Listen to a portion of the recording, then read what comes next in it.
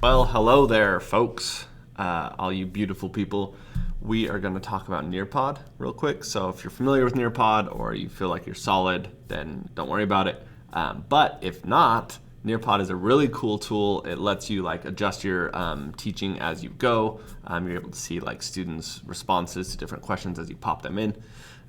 So yeah, Nearpod's a really cool tool. So what I love about it is I can just go and take slides that I already have, Google Slides that I already have, and add Nearpod things into it, and it'll save into Nearpod for me. Or if I have PowerPoints, right, it's super easy to convert a PowerPoint to a Google slide, and then from there you can do the same thing. Okay, so what you need to do if you want to just edit it in your Google Slides, you hit Extensions, and then you're going to go to Add-ons and Get Add-ons. And then from there you can go search for Nearpod if you don't already have it, right? If you do, then don't worry about that.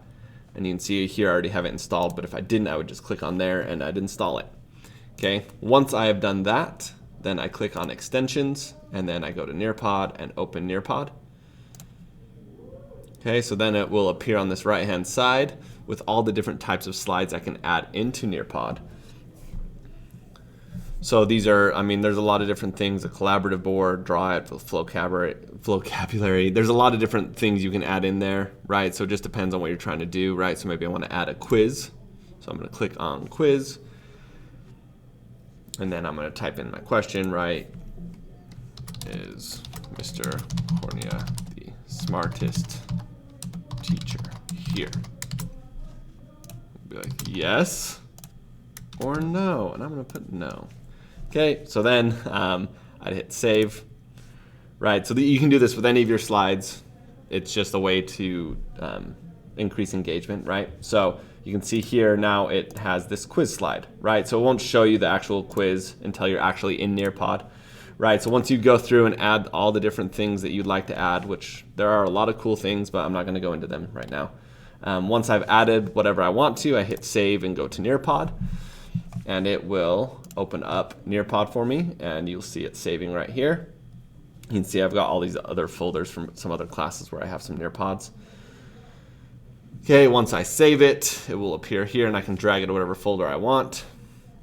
Okay, so there's a lot of really cool features with Nearpod. So one of the best things, in my opinion, is the reports, right? I'm able to see reports of what kind of engagement I had for my different classes. So if I were to click on any of these, it would break down and show me what the engagement level was, what's the percent of participation, right? What percent people were getting on certain quizzes. I can see all those things. So it's a really great way to kind of evaluate your classes and see where they're at with each of your different topics. Okay. Also, there's some cool settings.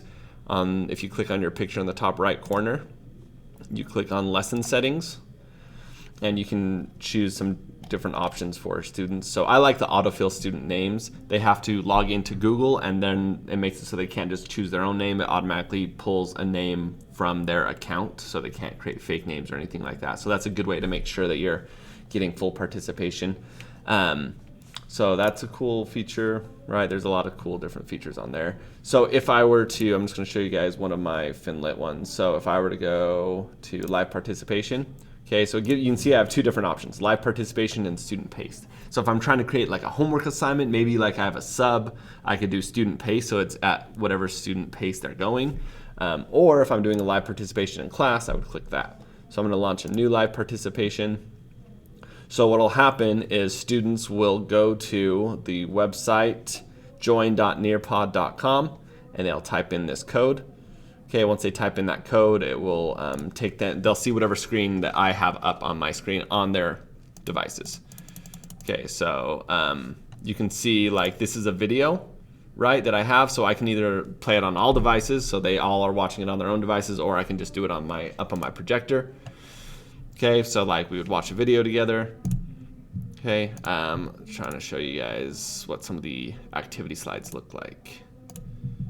So this one, for instance, this slide takes them to a Google doc that I had created, right? So they all are able to look at that doc. So that's a way you can get them engaged. There's also these questions, right? So students will have to answer the questions when it's on this slide.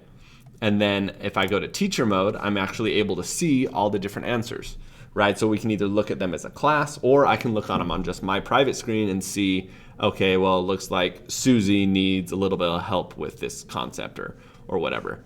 Okay, so yeah, basically each of your slides, there's different ways to engage your students. It's a great way to just check for understanding and to like get high participation. I have probably like an 80 to 90% participation when I use Nearpods.